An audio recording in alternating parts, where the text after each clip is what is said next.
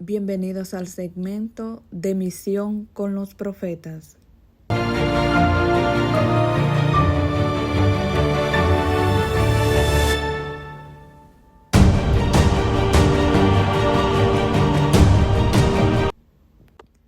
Profeta Joel. Joel, profeta de Judá e hijo de Fatuel. El tiempo de su actividad ha de ser calculado después de separarse de la casa de David, las 10 tribus, pero antes del destierro. El hecho que solo se mencionen los sacerdotes y no los reyes hace conjeturar que Joel haya escrito en tiempos del rey Joás de Judá, 836-797. En el capítulo 1, el profeta describe los juicios que caerán sobre el pueblo y lo invita al ayuno y a la oración. Vamos a leer. Capítulo 1, versículo 2 al 4. Escuchen esto, ancianos, presten oído todos los habitantes del país. ¿Sucedió algo semejante en sus días o en los tiempos de sus antepasados? Cuéntenselo a sus hijos a sus hijos, y sus hijos a la siguiente generación. Lo que dejó la oruga, lo devoró la langosta. Lo que dejó la langosta, lo devoró el pulgón. Lo que dejó el pulgón, lo devoró el saltamontes. Algunos entienden este texto literalmente de la desolación de la tierra por insectos. Otros lo entienden de las diferentes invasiones de los caldeos o de otros enemigos. Pero si actualizamos estas palabras, también nos daremos cuenta que nuestra tierra, nuestro planeta, pide a gritos ser tratado con mayor cuidado, con más delicadeza por cada uno de nosotros. Pues a menudo nos quejamos de los desastres naturales, inundaciones, del frío, del calor, del aire contaminado, de la falta de agua para tomar. Pero pocos y poquísimo tiempo se dedica a cuidar flora y fauna. Pocos son los que evitan contaminar los ríos y quebradas para que las aguas sean más cristalinas. Pocos son los que hacen quemas controladas y mucho menos los que cuidan el suelo para no ser maltratado con químicos. Hoy sí daña el pulgón, sí daña la langosta, pero el mayor daño lo estamos causando nosotros de manera muy egoísta y olvidando las próximas generaciones, a los hijos de nuestros hijos, que vendrán a consumir y a respirar un ambiente contaminado y en ruinas por nuestra falta de respeto y cuidados hacia nuestro planeta. Continuamos con el capítulo 2 del profeta Joel. En el capítulo 2, versos 12 al 18 dice: Mas ahora, oráculo de Yahvé, vuelvan a mí de todo corazón, con ayuno, con llantos y con duelo. Desgarren su corazón y no sus vestidos. Vuelvan a Yahvé su Dios, porque Él es clemente y compasivo, lento a la cólera, rico en amor, y se retracta de las amenazas. ¿Quién sabe si volverá y se compadecerá? Y dejará a su paso bendición, ofrenda y liberación. Padre Yahvé, su Dios, toquen la trompeta en Sión, promulguen un ayuno, convoquen la asamblea, congreguen al pueblo, purifiquen la comunidad, reúnan a los ancianos, congreguen a los pequeños y a los niños de pecho, que salga el esposo de su alcoba y la esposa de su lecho. Entre el atrio y el altar, lloren los sacerdotes, ministros de Yahvé, y digan: perdona, Yahvé, a tu pueblo, y no entregues tu heredad a la deshonra y a la burla a las naciones, que no diga entre los pueblos: ¿dónde está tu Dios? Muchos creen que no basta con ayunar de carne, pues que sería mejor si se dejara de hablar del mal del hermano. Y sí, está bien, pero lo que no se dan cuenta es que para poder dominar la lengua debo hacer el sacrificio y evitar comer alimentos que están a mi alcance. Pues si no soy capaz de renunciar a comer pan, a tomar café o a desconectarme de las redes sociales, tampoco seré capaz de renunciar a otra clase de tentaciones, puesto que la mortificación de mi cuerpo le da fortaleza a mi espíritu. Continuamos con el capítulo 3 del profeta Joel, y nos dice así: Después de esto, yo derramaré mi espíritu sobre todo mortal, y profetizarán sus hijos y sus hijas, sus ancianos tendrán sueños, sus jóvenes verán visiones, y hasta sobre siervos y siervas derramaré mi espíritu en aquellos días, y realizaré prodigios en el cielo y en la tierra, sangre, fuego y columnas de humo. El sol se convertirá en tinieblas y la luna en sangre, ante la llegada del día de Yahvé, grande y terrible.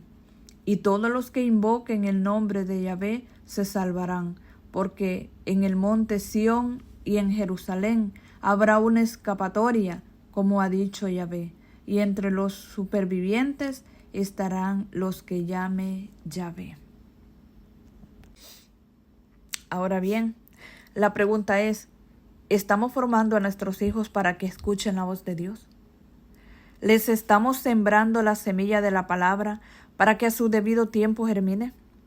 ¿O los estamos dejando crecer solos y vacíos, sin alimentar su alma para que logren tener visiones?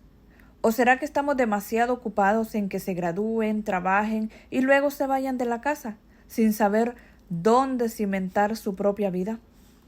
Queridos hermanos, si no formamos nuestros hijos y les enseñamos que el centro de sus vidas sea Dios, entonces no tendremos jóvenes con visiones, ni mucho menos ancianos con sueños.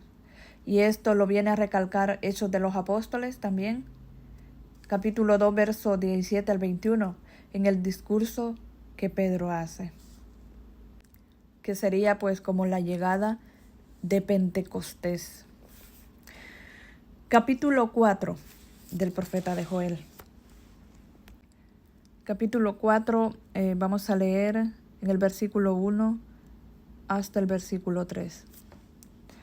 Pues miren, en esos días, en aquel tiempo, cuando cambie la suerte de Judá y Jerusalén, reuniré a todos los pueblos, los haré bajar al valle de Josafat, y allí los juzgaré, porque dispersaron entre las naciones a Israel, mi pueblo y mi heredad, y se repartieron mi tierra, sortearon a mi pueblo, cambiaron al niño por una prostituta, y se vendieron a la niña por un trago de vino. ¿Cómo duele leer estos versículos del libro del profeta Joel? Temas reales y que se viven actualmente en nuestra sociedad, pero que la mayoría aún no nos damos cuenta porque estamos demasiado entretenidos en todo y en nada. El tema de la inmigración es uno de los temas que está causando grandísimos daños a los hogares, a las familias, pues sin darse cuenta se está alejando los hijos de los padres, el esposo de la esposa, y estas separaciones con el tiempo tienen repercusiones muy graves. ¿Cuántos hombres y mujeres dejan su hogar supuestamente por 2, 3, 4 años para poder ganar un poco de dinero y hacer más grande una casa, comprar un carro, terrenos, tener una cuenta bancaria, etcétera, etcétera? Y mandan sus remesas a su familia. Familia que al cabo de algunos años pierden la esperanza de que aquel padre, madre o hijo que un día salió de casa, en muchas ocasiones ya no quiera regresar. Otros traen toda la familia o forman su propio hogar en este país que no es su patria. Y poco a poco se van olvidando de pasar tiempo de calidad con ellos, por dedicarse totalmente a un trabajo que está acabando con su familia y sus propias vidas. Y a diario podemos escuchar decir, es que quiero que mi hijo y mi hija tengan lo que yo nunca tuve. Pero lo que no nos estamos dando cuenta, que el mismo enemigo está trabajando en esos pensamientos y deseos que aparentemente son muy buenos. Porque ningún padre quiere ver a sus hijos en la pobreza. Lastimosamente, no nos estamos enterando la gran mentira disfrazada en una verdad a medias. Porque mientras como padres o esposos trabajamos día y noche, 7 días a la semana, los meses enteros, 365 días del año, no estamos dejando esas horas para nuestro cónyuge que tanto lo necesita, ni mucho menos para salir un momento en familia, para dialogar, para preguntar cómo te van en los estudios, cómo te va en el trabajo. Y algo mucho peor, un espacio de calidad para hablar con Dios, para ir a la iglesia y formar en nuestros hijos esa fe que tanto lo van a necesitar en su vida. Queridos hermanos, no nos preocupemos tanto por darle a nuestros hijos lo que nosotros nunca tuvimos, sino en darles lo que a nosotros nunca nos faltó: amor, alegría, juegos entre amigos de la infancia, abrazos, sonrisas, pero sobre todo un padre, una madre, un abuelo o abuela o algún pariente presente en nuestras vidas. Debemos reaccionar ante esta crisis, mis hermanos, porque mientras llenamos la casa de televisiones, tabletas, teléfonos y una casa mucho más grande, nuestros hijos se pierden en ellos a temprana edad.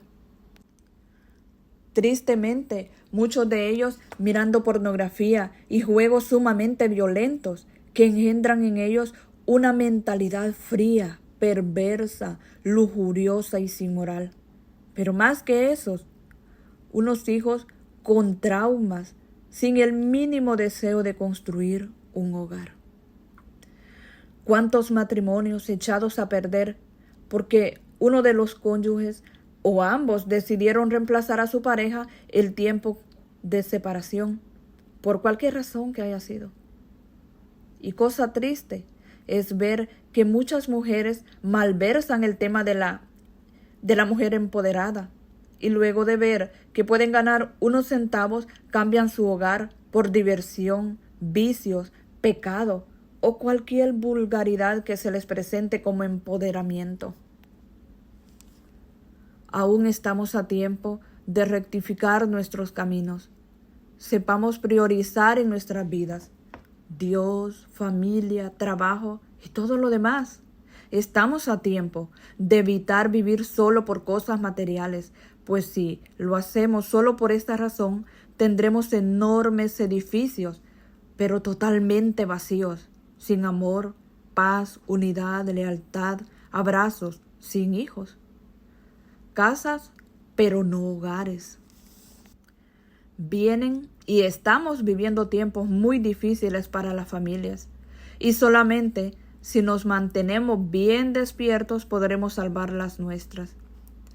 Hoy podría plantearles un apocalipsis en este tema, para causar mucho miedo y escándalo, pero no pretendo eso, sino más bien que tomemos cartas en el asunto y que comencemos mirando cuidadosamente nuestros hogares. ¿Qué está pasando en el mío? ¿Realmente lo sé? ¿Conozco mi familia? ¿Sé lo que le gusta y lo que le disgusta? ¿Me entero cuando están tristes, desesperados, enfermos o simplemente sé dónde están? Escuchaba a un sacerdote decir que la Madre Iglesia no te amenaza con acontecimientos terroríficos, solo te avisa. Por ejemplo, si al final de una carretera están dando el aviso que no se puede transitar, entonces simplemente no lo hago. Pero si lo hago por capricho, entonces tendré que atenerme a las consecuencias. Como bautizados, todos estamos llamados a ser testigos del amor de Dios. Pero para eso debemos saciarnos de Él, pues nosotros somos un vaso. Jesús es la fuente. Del vaso no brota agua, y al ser consumida, luego se vacía. Pero si estamos llenando de la fuente, permanece agua en el vaso. No podemos dar de lo que no tenemos. Para poder ofrecer lo mejor como cristianos, debemos saciarnos de Cristo Jesús, que es el agua viva. Quiero finalizar con esta oración del Papa Francisco por todas las familias. Jesús, María y José, en vosotros contemplamos el esplendor del verdadero amor. A vosotros confiados nos dirigimos. Santa Familia de Nazaret, haz también de nuestras familias un lugar de comunión y cenáculo de oración, auténticas escuelas del Evangelio y pequeñas iglesias domésticas. Santa Familia de Nazaret, que nunca más haya en las familias episodios de violencia, de cerrazón y división, que quien haya sido herido o escandalizado sea pronto consolado y curado. Santa Familia de Nazaret, haz tomar conciencia a todos del carácter sagrado e inviolable de la familia, de su belleza en el proyecto de Dios. Jesús, María y José, escuchad y acoged nuestra súplica. Amén. Muchas gracias por llegar hasta el final de su programa Fortaleciendo nuestra Fe Católica. Ánimo y muchas bendiciones.